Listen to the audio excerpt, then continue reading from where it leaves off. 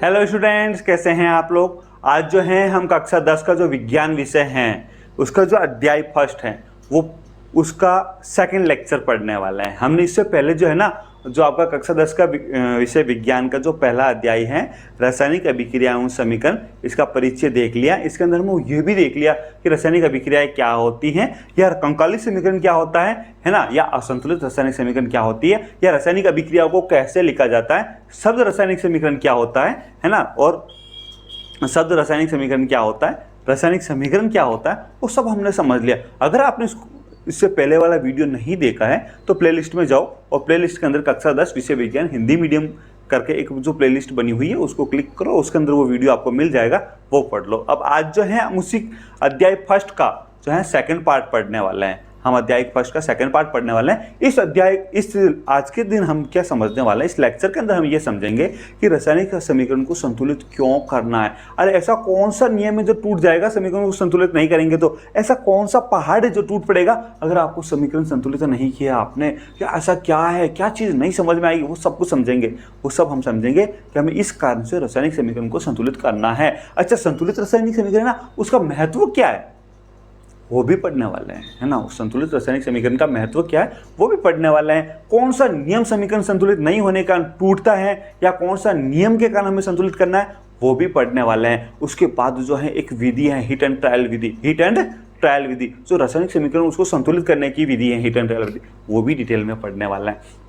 देखो hit and trial विधि इतनी important है, इसमें से क्वेश्चन जरूर आता है ना। अब अभी तक बोर्ड के जितने भी पेपर हुए ना, अभी तक बोर्ड के कोई सा भी पेपर उठा के देख लो, उसके अंदर इसमें से क्वेश्चन आपको देखने को मिलेगा ही मिलेगा।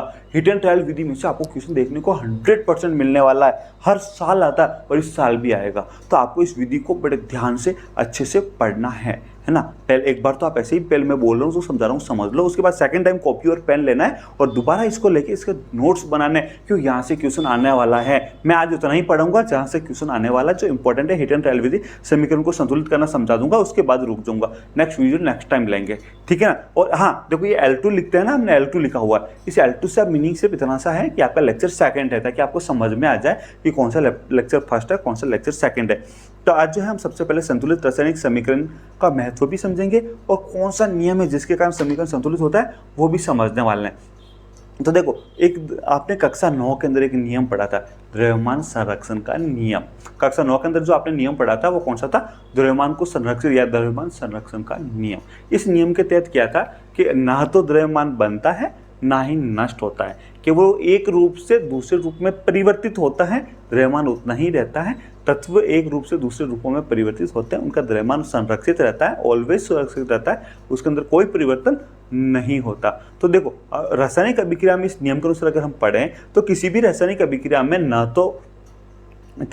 अभिक्रिया में द्रव्यमान का ना तो निर्माण होता है और ना ही विनाश होता है। ये आपकी बुक की लाइन है ना, आपकी एनसीईआरटी की लाइन है कि किसी भी रासायनिक अभिक्रिया में ना तो द्रव्यमान बनेगा और ना ही नष्ट होने वाला है। जब ना बन रहा है ना नष्ट हो रहा है तो होता क्या है, अर्थात इसके दूसरे रूप शब्दों में अगर कहें तो किसी भी रासायनिक अभिक्रिया में उत्पाद तत्वों का कुल द्रव्यमान, जो उत्पाद बने उनका कुल द्रव्यमान और अभिकारक तत्वों का कुल द्रव्यमान बराबर होता है।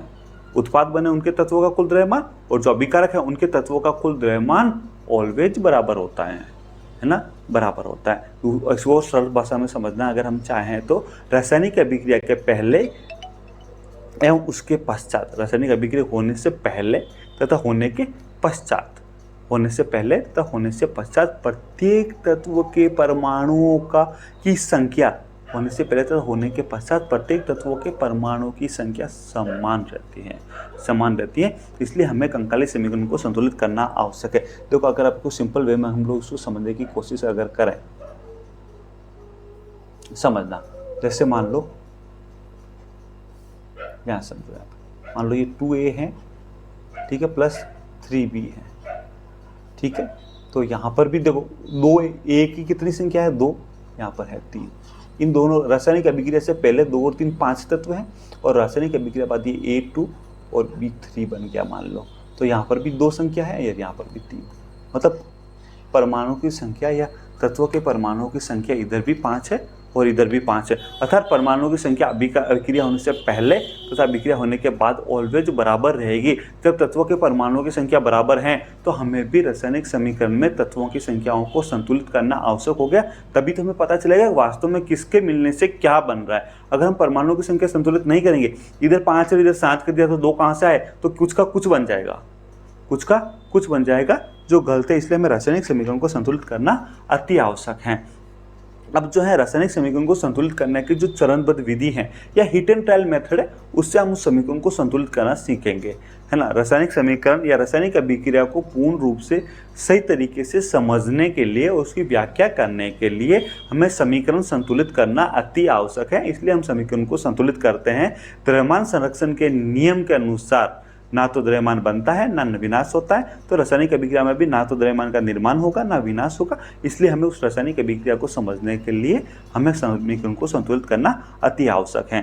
ठीक है, अब हम देखेंगे हिट एंड ट्रायल विधि के अनुसार समीकरण को संतुलित करना। हिट एंड ट्रायल विधि के अनुसार समीकरण को संतुलित करना, तो इसे समझने के लिए सबसे पहले हम देखते हैं, हमने देखा है कि सबसे पहले जो जिंक, देखो हमने यहाँ पर शब्द समीकरण लिखा है, जिंक है, जिंक के साथ सल्फ्यूरिक अम्ल, शब्द समीकरण हमें पता है ना, शब्दों के रूप, अब रासायनिक अभिक्रियाओं को शब्दों के रूप में लिखना, वाक्य के रूप में ना लिखकर शब्दों के रूप में लिखना शब्द समीकरण कहलाता है। तो हमने सबसे पहले शब्द समीकरण लिया, जिंक और सल्फ्यूरिक अम्ल, सल्फ्यूरिक अम्ल मिलकर फिर क्या बना देते हैं, जिंक सल्फेट बन जाता है, उसके साथ साथ हाइड्रोजन बन जाता है। अब इस शब्द समीकरण को अगर हम रासायनिक समीकरण के रूप में लिखें तो रासायनिक समीकरण क्या हम पढ़ चुके हैं कि शब्द समीकरण को शब्दों में ना लिखकर प्रतीकों के रूप में लिखना रासायनिक समीकरण है। तो जिंक का हमें पता है, जिंक का क्या होता है, Zn, है ना, तो ये लिख दिया हमने Zn, ठीक है। और सल्फ्यूरिक अम्ल का हमें पता है H2SO4, H2SO4, तो ये लिख दिया हमने H2SO4, ठीक है। जिंक सल्फेट ZnSO4, हमें पता है जिंक सल्फेट का क्या है, ZnSO4, ये लो ZnSO4 हमने यहाँ पर लिख दिया। और हाइड्रोजन का हमें पता है H2, तो ये H2 यहाँ पर लिख दिया। तो जो ये शब्द समीकरण है, इस शब्द समीकरण का ये आपका रासायनिक समीकरण बन गया, शब्द समीकरण का रासायनिक समीकरण बन गया। अब इस शब्द समीकरण से जो रासायनिक समीकरण बना है, ये तीर का निशान है ना बेटा, तीर का निशान ये वाला आप देख रहे हैं, ये वाला तीर का निशान, इस तीर के निशान से हमें पता है कि जो लेफ्ट हैंड साइड है, लेफ्ट हैंड साइड ये सारे के सारे क्या हैं, अभिकारक हैं, और जो राइट हैंड साइड है ये सारे के सारे उत्पाद हैं, है ना। जो राइट हैंड साइड है वो सबके सब उत्पाद हैं। तो अब हम देखेंगे कि देखते हैं इस समीकरण के अंदर के क्या यह समीकरण संतुलित है या नहीं है। अगर हम इसको ध्यान से देखना चाहें तो देखो इधर क्या है, Zn के तीर के निशान के इधर कितना है, 1, और इधर भी कितना है, 1, ये बराबर है, ठीक है। Zn के बाद क्या H2 जो है तीर के निशान के इधर कितना है, 2, और इधर भी कितना है, 2, बराबर है।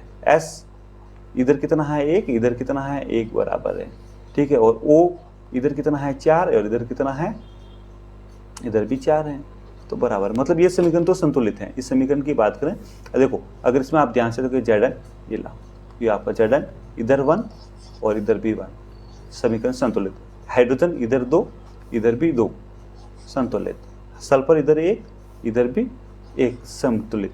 ऑक्सीजन इधर 4 और इधर भी 4, संतुलित। मतलब तीर के निशान के दोनों और तत्वों के परमाणुओं की संख्या बराबर है, मतलब ये वाला समीकरण तो संतुलित है, ये वाला तो समीकरण संतुलित है। इससे आपको समझ में आया कि समीकरण संतुलित होता कैसे हैं, समीकरण संतुलित होता कैसे हैं, इस रिएक्शन से समझ में आया।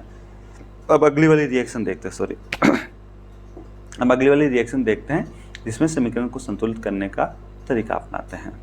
इसमें समीकरण को संतुलित करने का हिट एंड ट्रायल विधि से इसको संतुलित करेंगे। तो देखो यहाँ पर इस समीकरण को देखो, Fe, H2O, Fe3O4 और H2, मतलब लोहे का आयरन की अभिक्रिया जल के साथ होने पर, आपके नॉर्मल घर के अंदर होता है ना, आयरन की अभिक्रिया जल के साथ हो जाती है और जो जंग बन जाता है और उसके साथ हाइड्रोजन रिलीज हो जाती है ना। तो अब इसके अंदर अगर हम लोग देखें, इस समीकरण को देखो, Fe तीर के निशान के इधर की ओर अभिकार कितना है, 1, और तीर के निशान के उधर की ओर कितना है, 3, तो संतुलित है क्या, नहीं, ठीक है। हाइड्रोजन तीर के निशान के इधर कितने हैं, 2, और तीर के निशान के इधर भी कितना है, 2, ये तो पहले से संतुलित है। ऑक्सीजन की बात करें, तीर के निशान से इधर कितना है, 1, अभिकारक में है 1 और उत्पाद में है 4, बोले समीकरण संतुलित है क्या, नहीं। अभिकारकों में और उत्पाद में परमाणुओं की संख्या में डिफरेंस है, अंतर है, और समीकरण संतुलित तभी होगा जब अभिकारक और उत्पाद के परमाणुओं की संख्या बराबर हो, क्योंकि द्रव्यमान संरक्षण के नियम के अनुसार ना तो किसी ना तो द्रव्यमान का निर्माण किया जा सकता है और ना ही द्रव्यमान का विनाश किया जा सकता है। जब निर्माण भी नहीं होता, विनाश भी नहीं होता, केवल बंध परिवर्तित होते हैं, केवल बंध परिवर्तित होता है। जो लोहा था वो ऑक्सीजन के साथ बंध बना देगा, जल के अंदर लोहा जो था जल के अंदर जो ऑक्सीजन थी उसके साथ बंध बना देगा और जल के हाइड्रोजन को एनवायरमेंट में या पर्यावरण में फ्री कर देगा। जब इसके बंध टूटे हैं, खाली ऑक्सीजन भी उतना ही है, ऑक्सीजन में कोई परिवर्तन नहीं हुआ। भाई जल में जो ऑक्सीजन, जितने ऑक्सीजन के मॉलिक्यूल थे, अणु थे, उतने ही ऑक्सीजन के परमाणु इधर भी हैं, है ना। जितना ऑक्सीजन इधर है इतना ऑक्सीजन इधर भी है। लेकिन जब तत्वों परमाणुओं की संख्या समीकरण में बराबर नहीं है तो हम उन्हें बराबर करेंगे। तो इनको बराबर करने की एक विधि है, बराबर करने की विधि है। उस विधि में हम क्या करेंगे, उस विधि के अनुसार सबसे पहले तो जो रासायनिक अभिक्रिया है ना हमारे पास, वो रासायनिक अभिक्रिया में जो तत्व, इन सब के चारों ओर एक बड़ा सा बॉक्स बना देते हैं।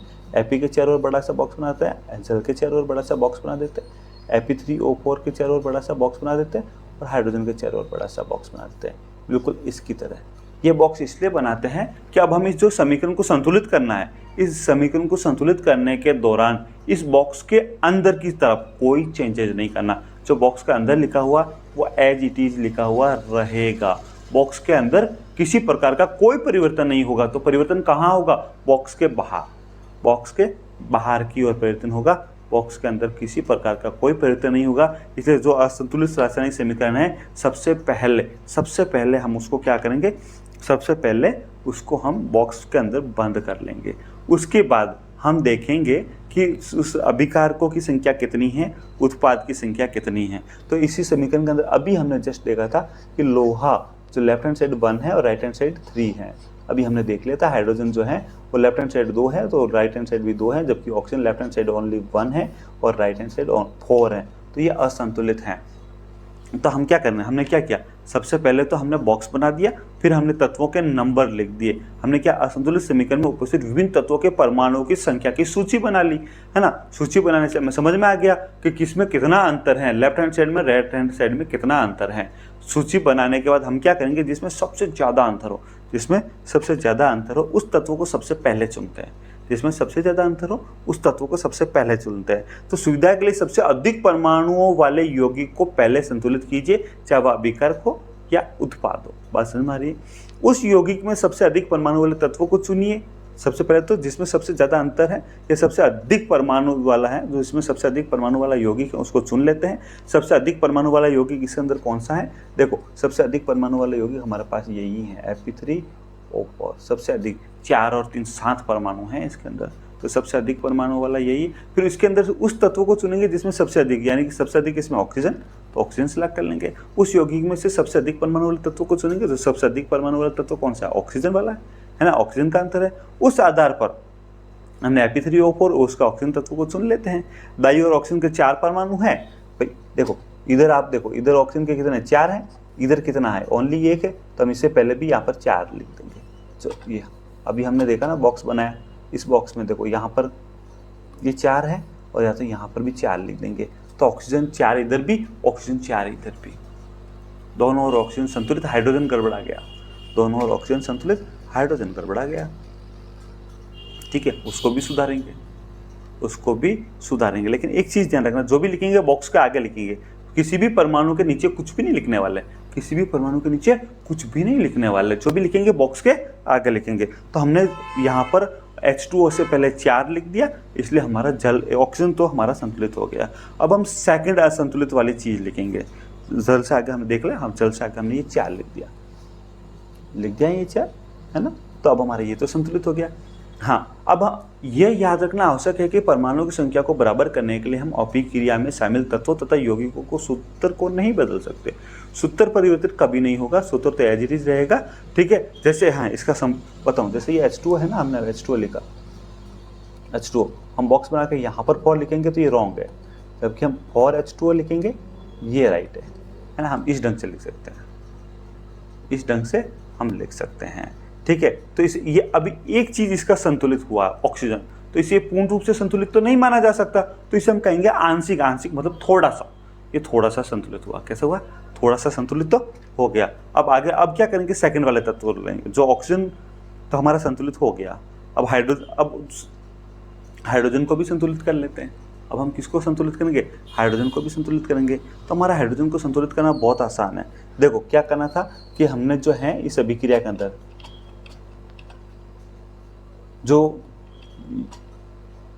हमने यहाँ पर 4 लगाया था, यहाँ पर 4 लगाया था, तो इधर भी कितने हो गए? 4 भाई ऑक्सीजन हाइड्रोजन कितने हैं? 4 और इंटू ये नीचे वाला 2 जो होता है इंटू में जाता है ना, यहाँ लिख देता है 4 इंटू 2, ये नीचे वाला जो है इंटू में आ जाएगा, तो 8।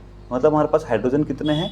8 हाइड्रोजन हमारे पास कितने हैं? 8। और इधर कितना है? 2। तो अगर मैं इससे पहले 4 लगा दूँ यहाँ पर, इससे पहले भी 4 लगा दूँ, तो 4 इंटू 2 8। तो बोला हाइड्रोजन भी संतुलित होगा कि नहीं होगा? तो हम ऐसा ही करेंगे। फिर पहले ऑक्सीजन को संतुलित किया, फिर हमने हाइड्रोजन को भी संतुलित कर दिया। फिर हमने क्या किया?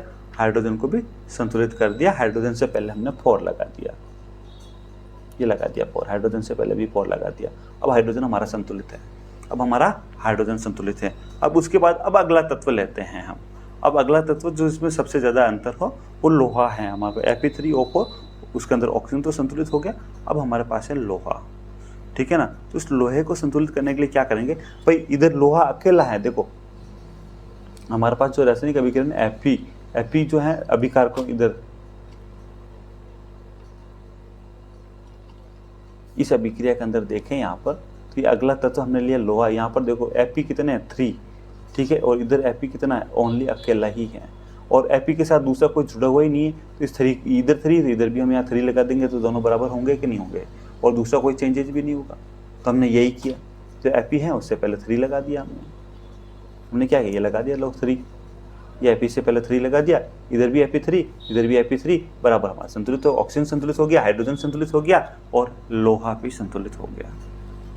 हमारा सारे के सारे संतुलित हो गए। तो सारे थे। अब देख लो इसमें सारे संतुलित है कि नहीं है।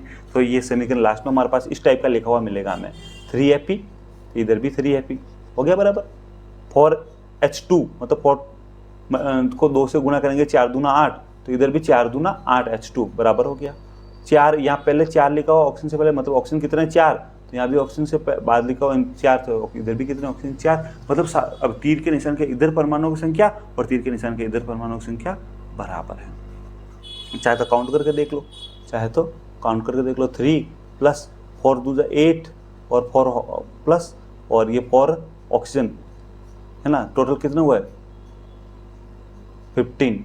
तीर के निशान के इधर 15, यहाँ पे देखो 3 प्लस 4 ये, और यहाँ पर 4 2 8 है ना, तो यहाँ पर भी 15, दोनों और 15 बराबर हो रहे कि नहीं हो रहे? बोलो बराबर है। इसका मतलब हमारा समीकरण संतुलित है, इसका मतलब हमारा समीकरण संतुलित है। समीकरण में दोनों ओर के तत्वों के परमाणुओं की संख्या बराबर है, अतः यह समीकरण अब संतुलित है। बात समझ में आ रही है? रासायनिक समीकरणों को संतुलित करने की इस विधि को, जिस विधि से हमने समीकरण को संतुलित किया ना, इसे हिट एंड ट्रायल विधि कहते हैं, क्योंकि सबसे छोटी पूर्णांक संख्या के गुणांक का उपयोग करके समीकरणों को संतुलित करने का प्रयत्न करते हैं। भाई देखो हिट एंड ट्रायल, हम किसी चीज को मारते हैं, हिट करते हैं, लगता है तो ठीक, नहीं तो फिर और ट्रायल करते हैं, फिर मारते हैं हिट करने का, लगता है तो ठीक, नहीं तो और ट्रायल करते हैं। इस विधि में भी तो हम यही कर रहे हैं, एक तत्व को लेते हैं, उसको संतुलित करने की कोशिश करते हैं, संतुलित हुआ तो ठीक, नहीं तो अब दूसरे को लेंगे, उसको भी संतुलित करने की कोशिश करेंगे, अब भी संतुलित हुआ तो ठीक, नहीं तो तीसरे को भी लेंगे। बात समझ में आ रही है ना? हम इसको हिट करने की कोशिश करते हैं, उसको संतुलित करने की कोशिश करते हैं, हिट हो गया मतलब संतुलित हो गया तो ठीक, नहीं तो अगले को और लेंगे, तो और ट्रायल करेंगे, और ट्रायल करेंगे, और लास्ट एंड फाइनल जो इसको संतुलित कर देंगे। इसलिए इस विधि को क्या कहते हैं? हिट एंड ट्रायल विधि कहते हैं। क्या कहते हैं इस विधि को? हिट एंड ट्रायल विधि कहते हैं। ठीक है, अब सुनना कुछ। अब कभी कभी हम क्या करते हैं, जो रासायनिक अभिक्रिया है उसके साथ उसकी भौतिक अवस्थाओं को भी लिख देते हैं। ऑलवेज नहीं, हमेशा नहीं, कभी कभी जब हमें जरूरत होती है, जहाँ जरूरत होती है उस जगह पर तत्वों की भौतिक अवस्थाओं के संकेत के रूप में भी लिख देते हैं। देखो कौन कौन से संकेत होंगे वो ध्यान देना। देखा है? नहीं कोई बात। हम क्या करते हैं, हम एक तो देखो एक जी यूज होता है, जी मतलब गैस, जी मतलब गैस। दूसरा एल होता है, एल मतलब द्रव, एल मतलब द्रव, ठीक है। और तीसरा जो एस, एस का मतलब ठोस। एक शब्द होता है एक्यू, एक्वस मतलब जलीय विलयन, एक्वस मतलब जलीय विलयन। ये शब्द यूज होते हैं।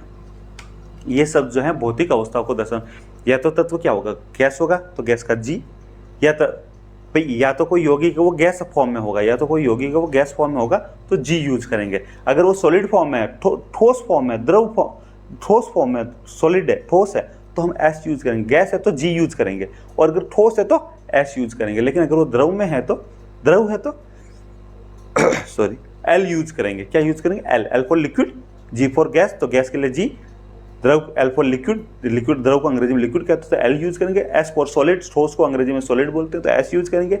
और एक्वस, एक्यू, एक्यू मतलब अगर किसी पदार्थ का जलीय विलयन बनाया हुआ है तो उसे बोलेंगे एक्यू।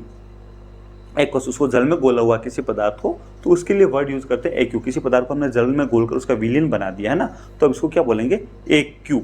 एक्यू, एक्वस, एक्वस से शब्द लिया हमने एक्यू। तो ये जो है तत्व की भौतिक अवस्था है। जो तीर का निशान है उससे पहले अभिकारक है, उसके बाद उत्पाद है। तो अभिकारक के किस भौतिक अवस्था में है, तो उस अभिकारक के लिखने के बाद, जैसे हमने ये देखो इस समीकरण को ध्यान से देखना, हमने क्या किया, यहाँ पर जो ये लोहा है, लोहा हमें पता है लोहा सॉलिड ठोस होता है, तो हमने लोहा के आगे क्या है लिख दिया, ये ठोस है, ठीक है। ये जल है, हमें ये भी पता है कि जल जो है H2O है, ये H2O लिखा हुआ है ना, तो ये जल है, तो हमें पता है कि जल जो है द्रव में हो सकता है, गैस में हो सकता है और ठोस में हो सकता है। भाई आइस फॉर्म है तो ठोस, लिक्विड फॉर्म है तो द्रव, और तीसरा गैस फॉर्म में भाप है तो गैस फॉर्म है। तो यहाँ पर हमें ये पता, अब देखो इस अभिक्रिया से ही हमें ये पता चल रहा है कि जो लोहा अभिक्रिया कर रहा है वो लिक्विड से नहीं करके गैस से कर रहा है इस अभिक्रिया में, है ना। इस अभिक्रिया के अंदर लोहा जो अभिक्रिया कर रहा है वो जल वाष्प से कर रहा है, ना कि जल से। क्यों? क्योंकि यहाँ पर जी लिखा हुआ है। क्या लिखा हुआ है? जी। जी मतलब जी, जल जो है गैस फॉर्म मतलब भाप में है, तो जो भाप से अभिक्रिया करेगा तब जाके हमारे पास जो है सॉलिड जो हमारे पास ये जंग लगी हुई मिल जाएगी। और उसके बाद जो है Fe3O4 है ना, इसको भी F से लिखना है, Fe3O4, ये नीचे है, ये वो यहाँ नहीं, यहाँ नीचे है ना ये। और फिर जो हमारे पास ये हाइड्रोजन गैस, ये हमें पता था हाइड्रोजन गैस है, लेकिन इस अभिक्रिया में बाकी सबका पता था, लेकिन हमें जल का नहीं पता था कि जल किस अभी फॉर्म में या इससे रिएक्शन कर रहा है, ठोस फॉर्म में है या द्रव फॉर्म में या गैस फॉर्म में। तो हमने इसकी भौतिक अवस्था लिख दी, जिससे हमें पता चला कि इस लोहे ने जो है जल की गैस फॉर्म से अभिक्रिया की, यानी भाप से अभिक्रिया की, बात समझ में आ रही, भाप से अभिक्रिया की, ठीक। उसके बाद जो है कुछ अभिक्रियाओं में जो तीर के निशान के ऊपर जो उस अभिक्रिया को संपन्न होने के लिए कितना दाब चाहिए, कितना ताप चाहिए, वो भी जब जरूरत हो तो हम लिख सकते हैं। कौन सा उत्प्रेरक चाहिए, तीर के निशान के ऊपर या नीचे दर्शाया जा सकता है। आवश्यकता होने पर, ऑलवेज नहीं, हमेशा नहीं, आवश्यकता होने पर जो रासायनिक समीकरण है उसमें जो तीर का निशान है उस तीर के निशान के ऊपर या नीचे ताप लिख सकते हैं, दाब लिख सकते हैं, या उत्प्रेरक के बारे में लिख सकते हैं कि भाई ये उत्प्रेरक यूज होते हैं। जैसे हमने देखो ये कार्बन मोनोऑक्साइड है, कार्बन मोनोऑक्साइड हाइड्रोजन से अभिक्रिया करती है, तो 340 एटमॉस्फेयर जो है हमें दाब चाहिए। क्या चाहिए? 340 एटमॉस्फेयर दाब चाहिए हमें, तब जाकर ये मेथेनॉल बनाएगी। क्या बनाएगी? मेथेनॉल बनाएगी। तो ये हम लिख सकते हैं। या फिर जो हमारी प्रकाश संश्लेषण की अभिक्रिया कार्बन डाइऑक्साइड और जल को लेकर, है ना, सनलाइट की उपस्थिति मतलब सूर्य के प्रकाश की उपस्थिति में, सूर्य का प्रकाश, सनलाइट मतलब सूर्य का प्रकाश, किसका प्रकाश? सूर्य का प्रकाश, है ना, सूर्य का प्रकाश की उपस्थिति के अंदर क्लोरोफिल की उपस्थिति में मतलब हरित लवक की उपस्थिति में ग्लूकोज का निर्माण होता है और कार्बन डाइऑक्साइड का निर्माण होता है। तो हमने तीर के निशान के ऊपर लिख दिया कि इसके लिए प्रकाश चाहिए, सूर्य का प्रकाश चाहिए, उसके साथ साथ भी क्लोरोफिल चाहिए। तो हम तीर के निशान के ऊपर या नीचे जो है ताप, दाब या उत्प्रेरक या जो भी हमें चाहिए वो चीज़ रासायनिक अभिक्रिया को ज़्यादा सूचनात्मक बनाने के लिए, रासायनिक अभिक्रियाओं को ज़्यादा सूचनात्मक बनाने के लिए आवश्यकता होने पर जो रासायनिक अभिक्रियाओं के तीर के निशान के ऊपर ताप, दाब या उत्प्रेरक जो कि इस अभिक्रिया में उपयोग में आते हैं उसको लिख सकते हैं, तथा और अधिक उपयोग उस सूचनात्मक बनाने के लिए तथा और अधिक रासायनिक अभिक्रियाओं को सूचनात्मक बनाने के लिए रासायनिक अभिक्रिया के अभिकारक तथा उत्पाद दोनों की भौतिक अवस्था भी जरूरत पड़ने पर लिखी जा सकती हैं।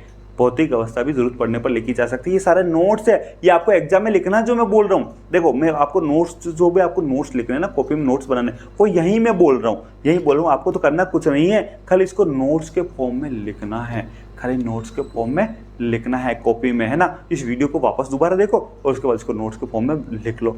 जितना बोला उतना लिखने पर आपके 1% मतलब आप किसी भी, आपके तो बहुत सारे जो भी बच्चे मुझसे पढ़ रहे हैं ना, ये ऑनलाइन मतलब जो यूट्यूब पे देख रहे हैं, उनमें से बहुत सारे ऐसे बच्चे हैं जो अलग अलग टीचर से पढ़ते हैं, है ना, तो सबके टीचर अलग अलग होंगे या कुछ बच्चों के सेम होंगे, कुछ के अलग होंगे, है ना। तो आप अपने टीचर से भी पूछना, जो मैंने कहा वो लिख कर कि सर इसमें कहाँ मिस्टेक है, जितना मैंने पढ़ा है, जितना मैंने बताया उसको लिख के पूछना। वो टीचर भी आपके मार्क्स नहीं काट पाएंगे। बस ये मत कहना कि हमने यूट्यूब पे पढ़ा, कहना सर हमने खुद ने पढ़ा, अब आप बताओ इसमें कहाँ गलती है, इसमें क्या कमी रह गई। वो आपकी कमी नहीं निकाल पाएंगे, क्योंकि मैंने आपके जो मार्क्स आने के लिए, जो आपके बोर्ड में मार्क्स आने के लिए जितनी चीज़ जरूरी थी वो सारी बता दी है। हाँ, अब मैं फिर बता रहा हूँ, देखो अपना वीडियो जो है टाइम टू टाइम नहीं आ रहा है, वीडियो के बीच में बहुत गैप है, तो आपको नेक्स्ट वीडियो कब मिलेगा उसका नोटिफिकेशन पहले चाहिए, तो चैनल को सब्सक्राइब कर दो, ताकि जब भी वीडियो आएगा उसका 30 मिनट पहले आपको नोटिफिकेशन मिल जाएगा। और अगर मेरी कंटिन्यू क्लास चाहिए आपको, अगर मेरी कंटिन्यू क्लास चाहिए तो आप इस वीडियो को ज़्यादा से ज़्यादा शेयर करो। जब 500 लाइव आने लग जाएंगे या 500 व्यू एक वीडियो पर आने लग जाएंगे, उसके बाद हमारी ये आपका क्लास जो है कंटिन्यू चलना स्टार्ट हो जाएगी, डेली के डेली। अरे आपको फ्री कोचिंग मिल रही है, बिल्कुल फ्री ऑफ कॉस्ट मिल रही है, तो आपको इस वीडियो को शेयर करना चाहिए ना।